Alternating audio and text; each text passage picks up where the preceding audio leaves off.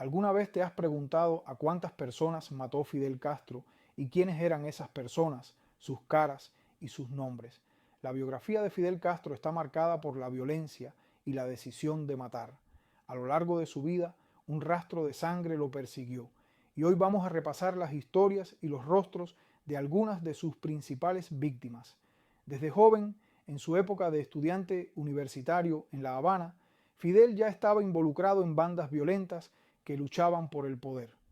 En 1948 se le acusó de ser responsable del asesinato de Manolo Castro, secretario general de la Federación de Estudiantes Universitarios, pero este no sería su único acto de violencia despiadada. En la guerra de guerrillas en la Sierra Maestra, Fidel prefería mantenerse a distancia, matando a sus enemigos con un fusil de mirilla telescópica. ¿Te imaginas lo que eso significa? Matar desde lejos, con absoluta frialdad, sin exponerse al peligro, y durante ese tiempo impuso una disciplina del terror, ejecutando a aquellos que consideraba traidores a su causa. Uno de los primeros fue el campesino Eutimio Guerra, acusado de ser un informante. Fue ejecutado por el Che Guevara con un disparo en la cabeza.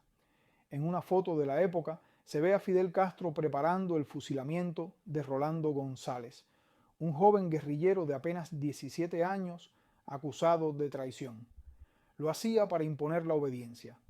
Mientras Raúl Castro le venda los ojos al muchacho, Fidel lo ata a un árbol, listo para darle el disparo mortal. Pero la violencia no solo quedó en las montañas. Fidel y su movimiento 26 de julio también desataron una oleada de terror urbano. Colocar bombas en lugares públicos, como cines y parques, se convirtió en una práctica común.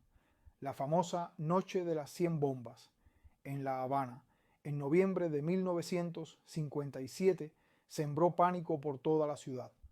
Otra bomba colocada en 1958 debajo de un banco del Parque Martí, en la ciudad de Ciego de Ávila, mató a 3 personas, entre ellas un padre y su hijo pequeño que resultó gravemente herido. ¿Crees que la sed de violencia de Fidel terminó cuando llegó al poder? Pues no. Fidel no quería el poder para imponer la paz ni la reconciliación. Todo lo contrario. Entre 1959 y 1961 se estima que sus tropas fusilaron a más de 5.600 personas. Esas personas fueron ejecutadas sin juicio, solo por ser considerados enemigos del régimen. La masacre de la Loma de San Juan, el 12 de enero de 1959, es un ejemplo claro. Ese día, 71 personas fueron fusiladas y enterradas en una fosa común. Da Costa pues comenzó a interrogar a los vaqueros y los envolvía.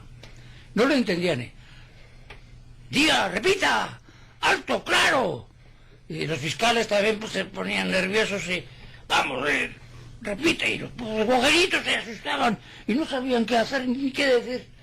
Y aquello fue realmente tristísimo, un espectáculo tristísimo, el ver cómo estaban siendo aleccionados, preparados para aquello, pero cogidos en la trampa, como quien dice, porque no estaban realmente preparados para enfrentarse a un abogado que con su verborrea... el juicio, cuando llegó a ese momento, antes de que se pusieran de pie Pedro Morejón y Luis Ricardo Grau, todavía con Sosa Blanco solamente sometido a juicio, se detuvo. Se detuvo una llamada de fuera y... De Fidel Castro. De Fidel Castro. Que estaba viendo el show. Fidel Castro estaba viendo el show junto con el Che Guevara, con Raúl Castro y Camilo Cienfuegos. Y no iba bien el show. Y no iba nada bien. Entonces, suspendieron el juicio y me llamaron a ver si iba a ir a la cabaña esa noche. Si hay que ir, hay fusilamiento, no sabemos. Pues si hay que ir, voy. Espérenos en la oficina de la prisión. Pues allá les espero. Llegaron los 3 condenados a muerte sin terminar de juzgarles. Y esa noche se estrenó La Galera de la Muerte. Fidel no solo sembró miedo entre los opositores, sino también entre sus propios aliados. Fusiló, encarceló o desapareció a no pocos de sus antiguos compañeros. Uno de los casos más oscuros es el de Camilo Cienfuegos, quien desapareció sin dejar rastro el 28 de octubre de 1959. Algunos sugieren que Fidel estuvo involucrado en su desaparición, una ejecución silenciada para consolidar su poder. Estoy segurísimo de que Fidel siempre sintió celos de Camilo. Se les reunió y debe haber dicho, como vine yo cuando llegué a la sierra con el cargamento desde Costa Rica de armas, a este profesor lo aprovecho yo y después lo mando al carajo, después lo fusilo si tengo que fusilar. ¿Y en qué quedó la muerte ¿De Camilo? Sí. Yo no tengo duda de que lo mataron. ¿Usted cree que lo mataron? No tengo duda de que lo mataron. Viene Camilo, lo espero en la puerta de mi casa, subimos a la segunda planta y viene a detenerme. Viene con el rostro, vaya, entristecido, pero también con angustia. Y dice, Uber, tengo que decirte, bueno, ya yo he referido esto varias veces, me mandan a que te detenga, que me entregues el mando, que esto, que lo otro, un montón de cosas, confundido, ¿no? Y esto, yo nunca hubiera querido tener que realizar esa misión. Tú sabes que nosotros somos amigos, somos hermanos. Digo, Camilo, tú sabes lo que te mandaron. Dice, a que mi gente te matara. Y abrió los ojos y dice, coño, yo no había pensado en eso. Pues abre los ojos, porque el plan fue así, desde Fidel. Está por la calavera mía, pero por la tuya también. Tú y yo le estorbamos, una cosa así.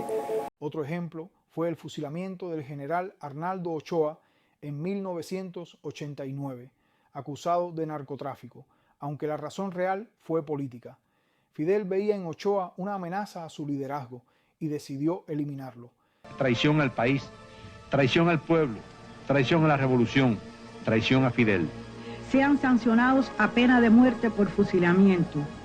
Que se cumpla y ejecute la sentencia.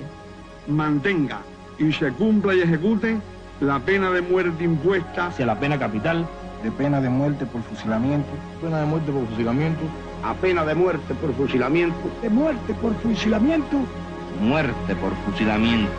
la pena de muerte por fusilamiento a Arnaldo Ochoa Sánchez, Antonio de la Guardia Pons, Amado Padrón Trujillo y Jorge Martínez Valdés. Y por tanto, compañeros, creo que habiendo expresado con suficiente amplitud los puntos de vista, me sumo al criterio que todos ustedes han expresado en la tarde de hoy. De todas formas, aunque hemos escuchado ese criterio, pido que formalmente votemos. Los que estén de acuerdo con la ratificación de la pena establecida por el Tribunal Militar, que levanten la mano. Los que se opongan, por unanimidad del Consejo de Estado, se ratifica la sentencia del Tribunal Militar Especial. Ha concluido la sesión. Fidel también fue responsable de la muerte de muchos que se atrevieron a desafiarlo. Provocó muertes de manera indirecta, como suicidios.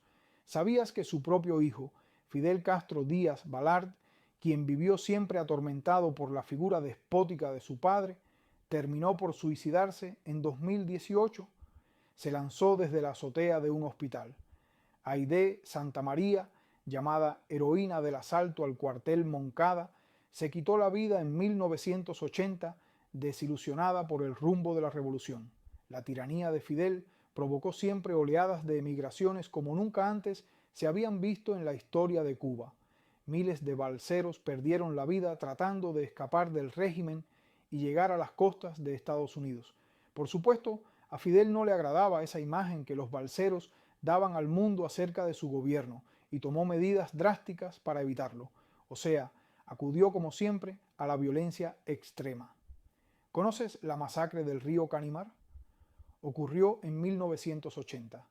Un barco lleno de personas que intentaban huir de Cuba fue ametrallado desde el aire y embestido por un barco industrial, resultando un total de 56 muertos, incluyendo niños.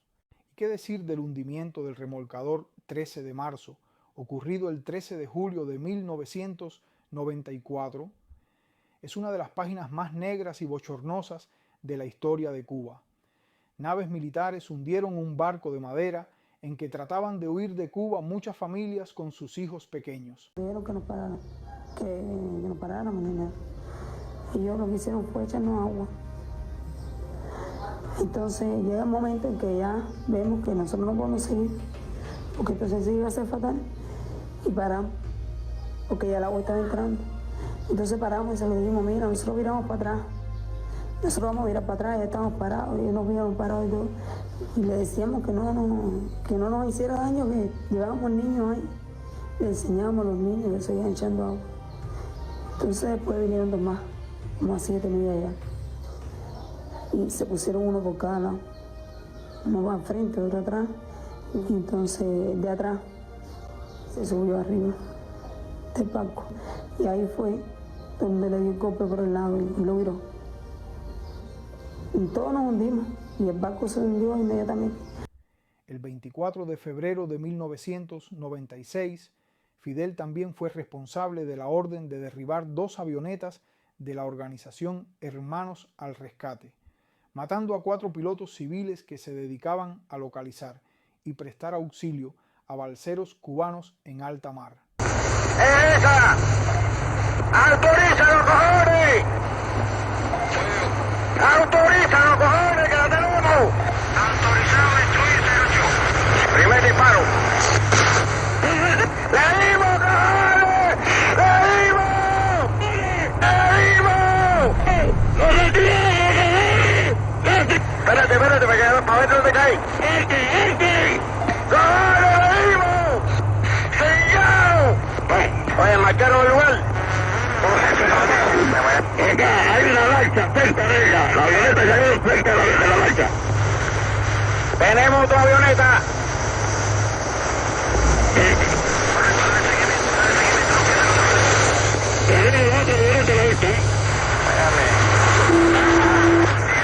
Está en la región donde cayó. Tenemos la avioneta a la vista. Compañero, está en el lugar de los hechos. Donde cayó el objetivo. Hace falta que nos autoricen. ¿Está autorizada la otra? Correcto. Bárbaro, vamos, pues tú. ¿La tiene? Enterado, ya la vamos a destruir ya. La mantenemos, estamos trabajando, déjenlo trabajar. ¡La otra destruida! ¡Patria muerte, cojones! Fidel, igual que nunca aceptó que otras personas le quitaran protagonismo, tampoco toleró la más mínima oposición a su régimen, y por eso decretó la persecución y muerte contra opositores políticos. Pedro Luis Boitel murió en 1972 después de pasar 53 días en huelga de hambre, sin recibir atención médica como ordenó el dictador. Orlando Zapata Tamayo, también en huelga de hambre, siguió ese mismo destino en 2010, después de agonizar durante 82 días. Y por supuesto, está el caso de Oswaldo Payá, un cristiano que luchaba de manera pacífica por la democracia en Cuba. Payá murió en 2012 en un supuesto accidente de tráfico. ¿Tú crees que Oswaldo Payá y Harold, después de este incidente, quedaron vivos y los mataron? Eso es lo que yo pienso. ¿Quién los mató? Si íbamos perseguidos por la seguridad cubana, pues todo indica que fueron miembros de la seguridad cubana quien acabó con su vida. Pero mire, temo por mi vida porque me puede meter un balazo, me puede partir un rayo, me puede pasar uno de los carros esos de la seguridad que me persigue cuando voy en la calle con mi bicicleta.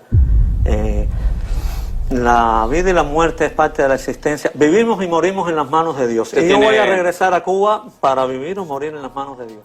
Hasta el último momento, Fidel desconoció el significado de la palabra perdón. Por eso, en 2003, ordenó que condenaran y ejecutaran en tiempo récord a 3 jóvenes que habían intentado huir de Cuba en la lanchita de Regla. Fueron fusilados solo 9 días después de su captura, para dar un escarmiento y tratar de frenar el éxodo masivo de los cubanos. Un coronel me dijo, tienen que esperar, mamá, que hay que esperar que estos papeles suban y bajen del Consejo de Estado. Eso fue el jueves por la tarde. Y el viernes amanecieron muertos los muchachos. Como dijo Alain Rouquier, un politólogo francés, Fidel Castro nunca ha temido la sangre. Para él, la violencia no es un accidente de la revolución, sino su herramienta más confiable. Esta es la historia de los muertos de Fidel Castro, una historia de sed de poder, odio y sangre derramada sin límites. Si te ha impactado esta historia y quieres conocer más sobre la verdadera historia de Cuba y sus figuras clave, no olvides suscribirte a nuestro canal de YouTube. Aquí encontrarás contenido exclusivo, análisis y narraciones que desnudan la historia oculta detrás del poder. Síguenos y no te pierdas ninguna de nuestras publicaciones.